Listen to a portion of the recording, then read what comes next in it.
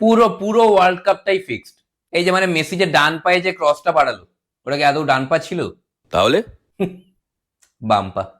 কি করে? ফ্রন্ট ক্যামেরায় শুট তো, বাম পাটা ডান পা হয়ে গেছে। এই ব্যাপারগুলোই তো কেউ ধরতে পারছে না। মাঝে মাঝে মেসি লেফট উইং এ, মাঝে মাঝে রাইট উইং এ, কি করে? একবার ব্যাক ক্যামেরা, একবার ফ্রন্ট ক্যামেরা। পুরোটাই তো প্ল্যান। তাই না? তো কি, পুরো তো চোখের সামনে এই যে ওয়ার্ল্ড কাপ হচ্ছে, এটা কি খেলা হচ্ছে? ও তাহলে কি হচ্ছে? শুটিং। পুরোটা আগে থেকে শুট করে নিয়েছে ওরা। এই যে মেসি, মেসি কি ফুটবলার? ও কে তাহলে? অ্যাক্টার তো, অভিনেতা। ও ফুটবলার হওয়ার অ্যাক্টিং করছে। পুরো ধরে নিয়েছি আমরা, যেটা বাকি কেউ ধরতে পারছে না। অ্যাকচুয়ালি মেসি বলে কেউ নেই, মেসি একটা মায়া। এই জিনিসগুলোই তো কেউ ধরতে পারছে না।